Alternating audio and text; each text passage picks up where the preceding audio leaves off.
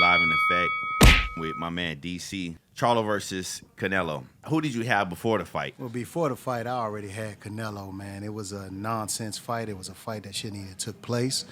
I mean, there were at least 3 or 4 other fighters that Canelo could have took in his own weight class. Benavidez, Andrade, David Morrell, and even Bivol offered to come down to 168. So it was no sense for him to pull a fighter 2 divisions up to fight, regardless if Jamel was undisputed or not. It was a fight that we all knew that Jamel really didn't have a chance. He would have to put on a boxing performance clinic like the lights he's never done before. So going in, I had Canelo. Okay, so do you think there's any rhyme or reason behind the reason why he fought Charlo? Well, for one, he signed a 3-fight deal with PBC. And I think that PBC probably told him they were going to give him some weaker opportunities to make money instead of giving him the tougher fights like David Morrell or David Benavidez. And so Jamel just so happened to be the first on the list. I mean, it looked good on paper when he said, oh, man, 2 undisputed fighters. But when you realize one was 14 pounds lower, 2 divisions lower, it was a fight that shouldn't even have took place.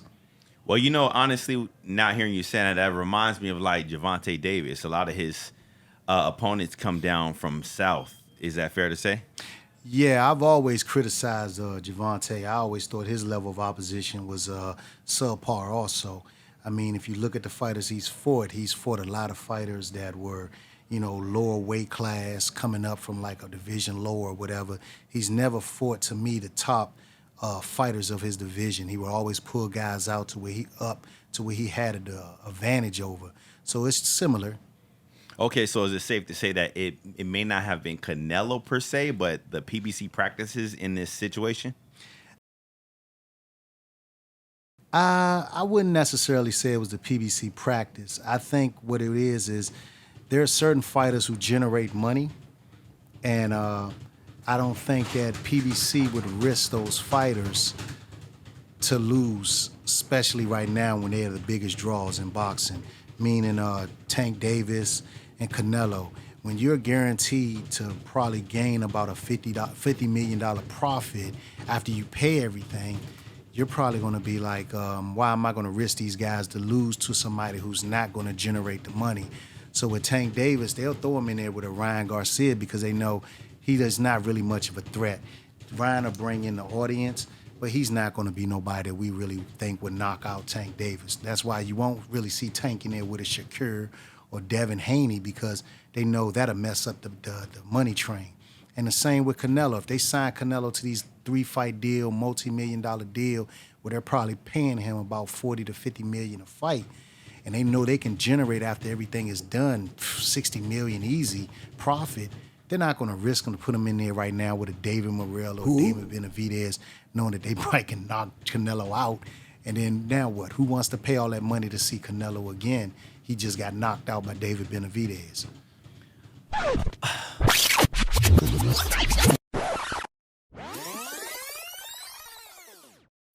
Okay, so is it safe to say that it may not have been Canelo per se, but the PBC practices in this situation? Okay, so I feel like that's a double-edged sword because of the fact that it's ultimately bad for business, period, because you are basically staging these fights that are gimme fights. They aren't 50-50 per se. And also, in turn, you are actually doing a disservice for your fighter because they're used to receiving these gimme fights. And in the long run, the marketability of that is not good. And also, it brings a surprise to when they actually step out of that pick-me fight matchup and they get someone who's actually going to give them a run for their money and they fall apart in the seams. Is that fair to say? No, I disagree. All promotional companies do this. If you look at Matchroom, they were doing this, famous for doing this for Anthony Joshua.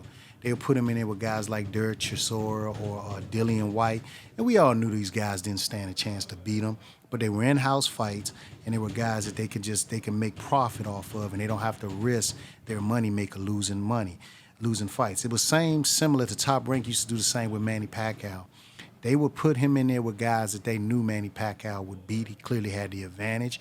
It was in-house fights, and it wouldn't mess up the money train. So to me, PBC is doing no different. It's still the same model that they all practice.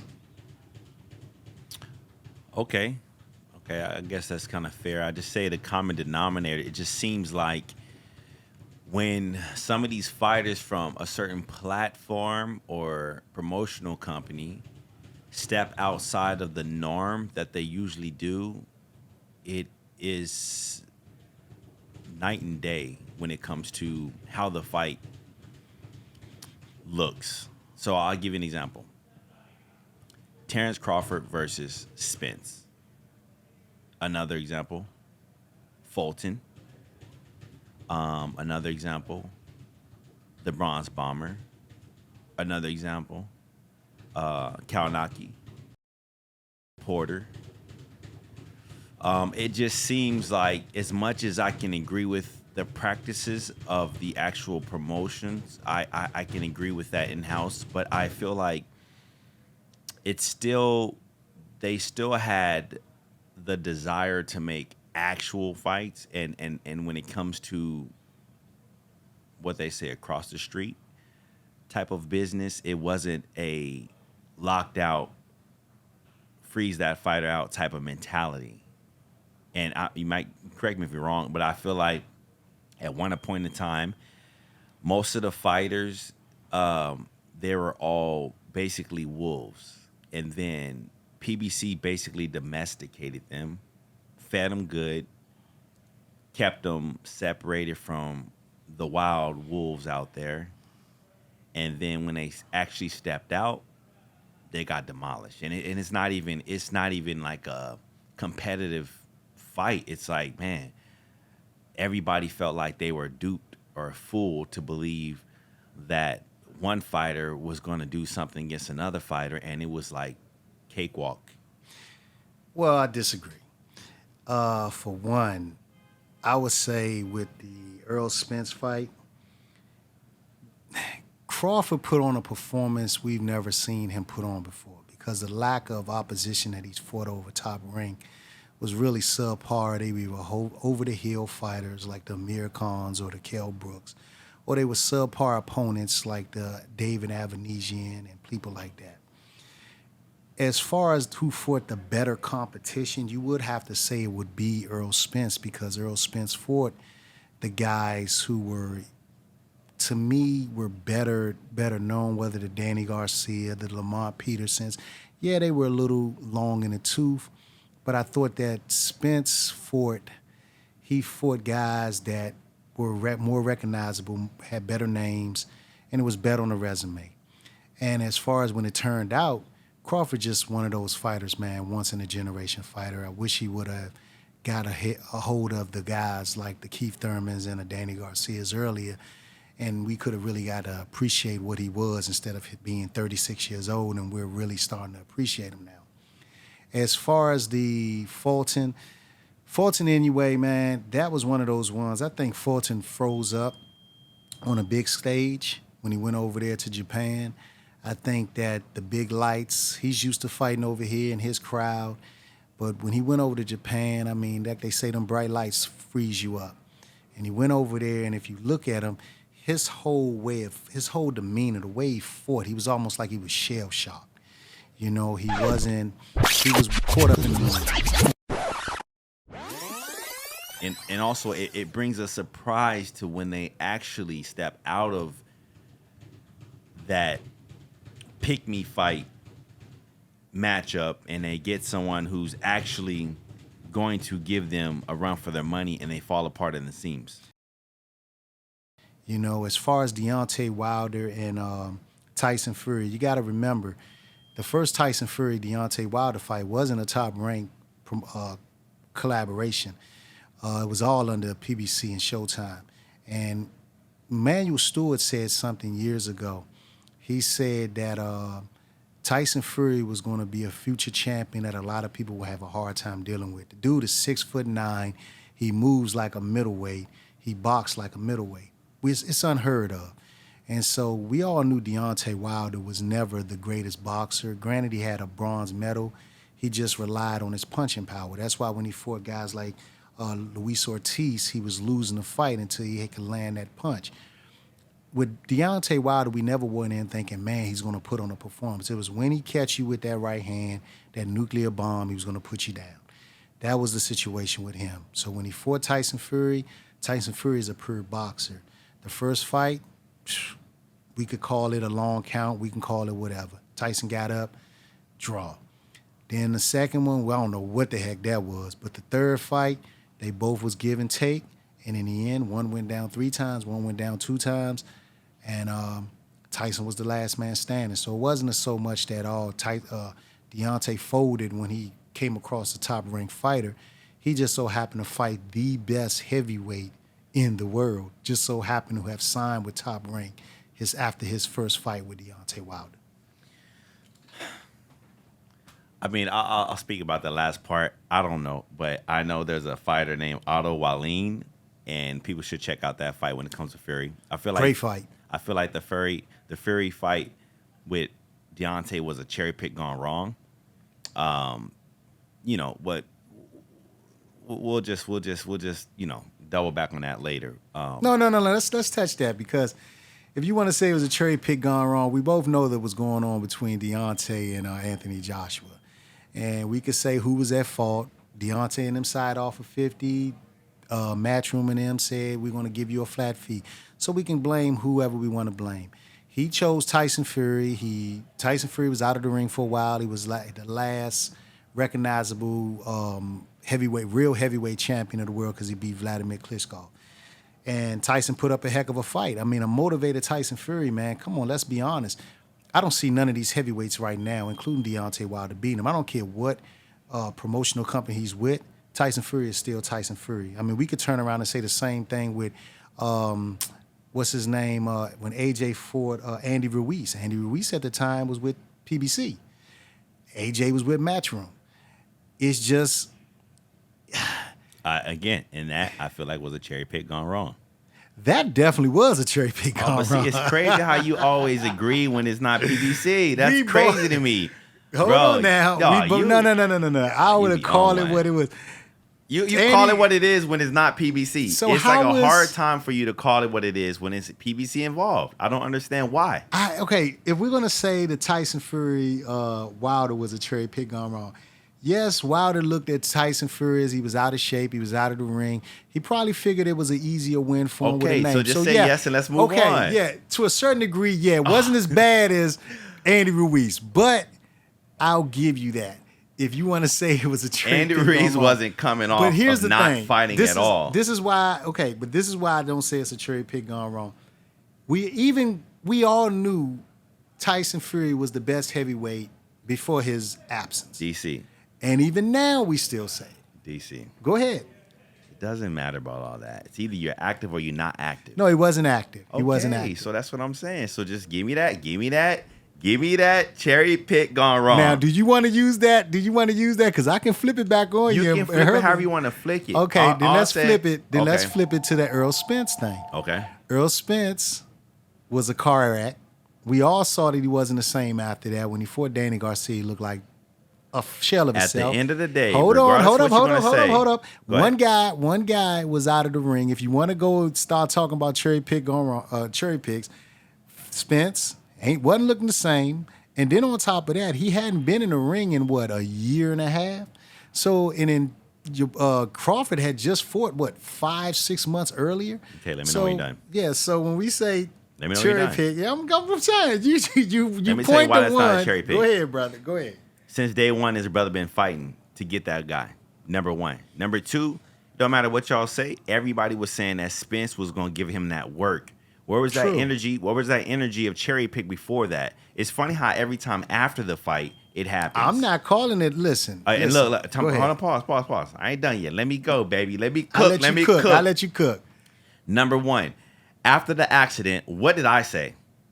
You said that we're going to use it as an excuse. Number one. Number two is I said I don't even want to see the fight because he's going to demolish him so bad that they're going to blame it on that. They're going to use that as an excuse. At the end of the day, my man has been chasing this dude from day one. So when I disagree. Are you because tripping, no. Here's okay. You can't say he chased when is he there not a re-signed. video out Hold there up, when he been? when Hold on, he- time out. Go ahead. Time out. Go ahead. Now you want to get in the stipulations of who signed who and blah blah blah yap. No, it's still a Okay, fact, hold man. on, time out. At the end of the day, if the fighter wants to fight, it don't matter who they sign with, they're gonna get that fight. Yes or no? Not Yes or no? necessarily if your promoter's Okay, not well going let's to give you the move on fight. because you don't want to answer that. No. Cool. Okay, You can that's sign cool. who It's you cool. want, but if the promoter ain't going to give you the let's not fight, get into it. you ain't going to get the fight. Shakur wants to Tank Davis fight. Let's not get but into it. But what did Bob Aaron just say the other day? Let's not get into it. I'm talking about Terrence Crawford. Go Okay, so ahead. number one, Terrence Crawford has been chasing my guy since day one.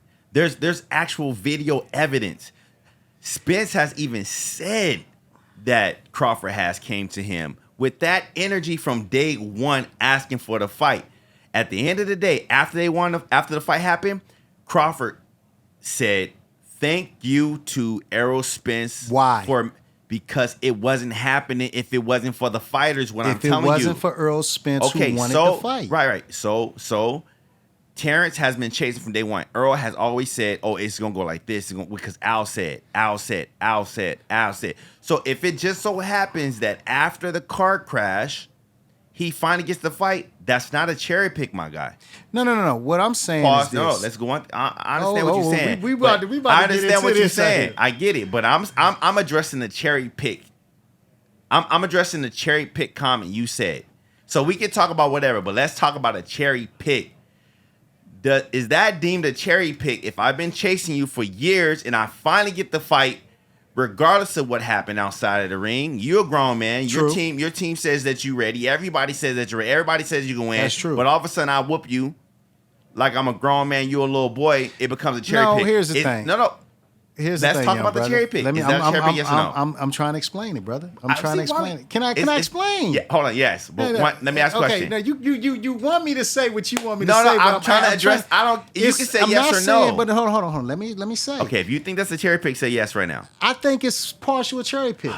And here's the why. That's what I mean. Because Crawford, no. Let me say this. Crawford, when he took the David Avanesian fight, the reason he took it outside of the money was to stay active, to knock the ring rust off. Now, I really believe that Spence should have took a fight in between that before he fought Terrence Crawford. He didn't. Terrence Crawford was smart enough to stall the negotiations when he had a fight going on with the potential fight with David Avanesian, knowing Spence didn't have nothing in the back burner. He waited to the last second. He got David Avanesian. He shook his ring rust off. Spence is still waiting. Over a year and a half, almost what? I want to say maybe Is that year, something new? year and a few months. Is that something new? No, it's not. But so at the what same we talking time, about? How come all of a sudden it's nothing new that never happened before, but No. all of a sudden because it's it Crawford, works to your advantage. So then he's the one that said that he don't believe in ring rust. And that was stupid of him because we so all. we're- But hold on, you are an elite trainer. Does ring rust I'm exist? not- I'm Does not ring in rust his- exist? I'm not in his corner. I'm not in his. If Does ring rust exist, young brother? does he fight once a year? Yes or no?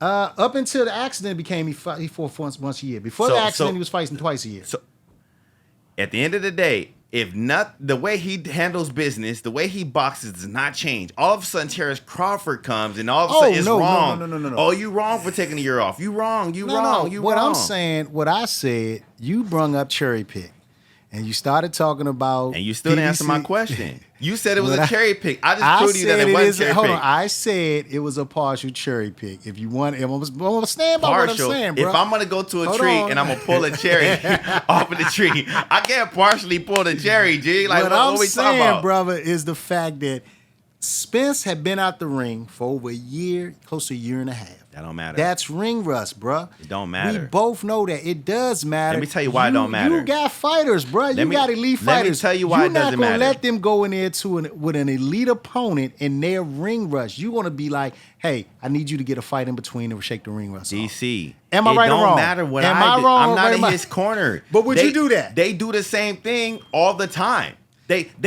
Bro, I'm they gonna did answer your nothing questions different. if you answer my Okay, let me questions. ask you a question. How come you pick Spence to win then?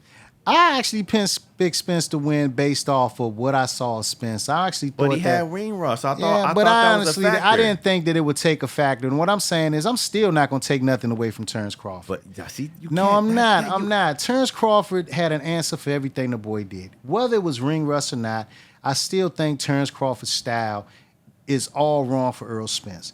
Terrence Crawford is the stronger fighter. Terrence Crawford is the better boxer. He's the guy to make adjustments. You and a lot of other guys in the gym roll with Terrence Crawford. Me, because of his opponent selection, I never saw anything that impressed me with Terrence Crawford. Now, I cannot take nothing away from him.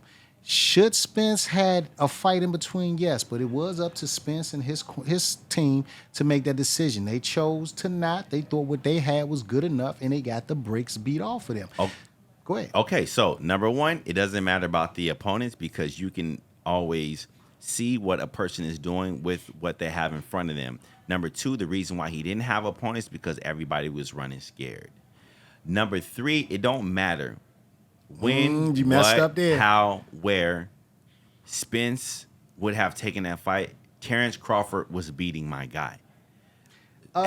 After what we seen, I can't argue with that. Only but time now, that Spence had a good chance is when he first arrived to the weight class. Like I said, you When he shouldn't was get him too before strong. he fell in, but it wouldn't have mattered because you're going to get hit with the same punches regardless. okay, after the fact, you're clearly right. Spence is not a match for Crawford. He could say weight drain or whatever. I just don't think his style. Hold on, did you say I was right? Run that back one more time. Run that back. Repeat that for me. As far as those two guys are concerned, Crawford is the better fighter. But I would like to back up to something you said that everybody was running scared of the boy. Because there was at least like 4 or 5 good opponents that tried to fight the young man, and the brother didn't fight him, okay? You had guys like, what's his name, Robinson, who had a draw with Kavaliskis. He chose Kavaliskis instead of Robinson. I thought Robinson would have been a good test for him, okay? Ugas at one time called for the fight. Ugas is old now, but Ugas called for the fight, and Bob Arum is on record saying that he would love to make the Ugas and Crawford fight, but Crawford didn't want it. He only wanted to fight Earl Spence or Manny Pacquiao. And we also remember that Ugas beat Crawford fairly easy in Olympics, and I thought at that time would have been a good fight against Crawford. Crawford didn't want it, okay? Danny Garcia was asking for the fight, but they... Danny no, let me Garcia finish. was his... Let me That's a finish. lie, Let me G. finish. That's a He lie. asked for $4 million for the fight. They told Danny Garcia no, and they turned around and gave Amir Khan $7 million. So you gave the guy who got knocked out by Danny Garcia, who was a has-been, $7 million, but you couldn't give $4 for Danny Garcia. Danny Garcia reminds me of Pitbull. Okay. No, but I'll let you talk. Can I finish He giving got my... hype off for lasting 12 rounds with somebody. Can All I right, let's forgive? go. Can I go? Then you had Keith Thurman. They said Keith Thurman asked for too much money. Keith Thurman said, man, they didn't even come back and give me a counter offer so we can negotiate to make this fight. So what I'm saying is there were fighters that offered to fight Stop the man. the cap. Bruh, Keith Thurman. You can look it You up. believe Keith Thurman? You can look it up. We got to believe something. He was the guy there. What I'm saying is Keith Thurman said, hey, Keith Thurman came out with a number, $10 million. We knew he wasn't going to get that. But they didn't even counter off and say, if you gave, games, DC. But if you gave Amir Khan You playing $7 games, million, G. You playing how games. you couldn't at least give Keith Thurman, come back and say, we'll give you 6 or Let me 7? ask you a question. Who gonna put more butts in the seats? Amir Khan or Keith Thurman? At that age, definitely wouldn't be no Amir Khan because Amir Khan was washed up. Damn! He had just came off of getting Stop the knocked out cap. back. He just came off of getting knocked out by Arturo Canelo. Gotti got his Are you ass whooped handed to serious? him all the time. Will people come watch Arturo Gotti or not? Yes or no? Yes, they would. But Amir Khan Well, is not. stop the cap, Amir baby. Khan Let's go. is What we not talking about? Arturo Gotti. Anyway, y'all see Are how we you do. DC serious? is the old head in the gym. I Me came and in here DC trying to be me on and a DC nice go tip, back and forth and all he the brung time it like out this. of me. All the- Amir Khan was a washed up bum when Terrence Crawford fought him. Are you serious? Just like Kell Brook was at the washed end- up. When's the last time Keith Thurman fought? But at that time, When's the last time Keith Thurman fought? Well, the last time he had a fight was Mario Barrios. At the time of the negotiations with Terrence Crawford. At the time of negotiations, it had been maybe a year and a half or something like that. At the end of the day, Terrence Crawford is willing to give everybody the work. whenever it comes down to the PBC fighters, it's always this hearsay, she say, they said it. I just use common denominator. I'm not there. I hear everything. I get it, but I just use my common sense. Math does not lie. If the common denominator is PBC, I'm gonna look at PBC kind of funny. That's just it. Maybe I'm wrong. Maybe I'm right. But you know what, brother? I love you, man. But you a PBC hater. Oh, did you he say I'm right again? Let's go. You Are we on PBC today? hater. I'm not, man. I just call it like it is. You about to make me turn against Terrence Crawford for this nonsense. Stop and I don't want to cap. do it. Terrence Crawford is a good guy. He's a hell of a fighter, and he proved me wrong against Earl Spence. But everybody he out would get there- his tail but whooped everybody by out- Jerron You Ennis. said- I'm done. Okay, I'm done. you said that. You said that with Pistol. You said I never I said Indongo. Right. I Okay. didn't say pistol. Yeah, you said Indongo and you said Pistol. And they both were they subpar fighters.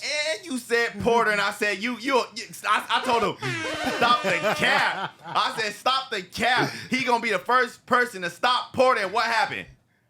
His father stopped the fight, Let's and it wasn't him. His father All stopped right, the fight so because his next- father said the boy wasn't giving 100% in the training camp. Oh, see, He was we too always- busy going around promoting the fight in his podcast. This is what I'm saying. We be This is moving what- the goalposts. This is what I'm talking about. DCAK moved the goalposts. Crawford didn't stop him. Yo. His father stopped the fight. At the end of the day, that's his corner. It's a team sport. And then last one. He said that we finally got the fight and Earl Spence was going to dummy my boy. And what happened? I was wrong. Let's go. I was wrong. But Jerron Ennis will put hands and feet all up on that boy. All right, let me tell you what he's doing. What happens is when you run out of space and you run out of people to point to where you're gonna beat this guy, you just rotate the next one. And Jerome Ennis is the next one for him to put on the plate to later on say, my bad, I was wrong. Stop the cap. Let's go. So this is DC, my old head in the gym. We go back and forth all day like, I don't get no work done with this guy around here. DC, any final words for anyone that's listening? Nah, ain't no final words, man. I enjoyed this, and I'll definitely be back for us to argue some more fights. I appreciate you bringing me on, brother. Much love. All right, holla back. We done. We out.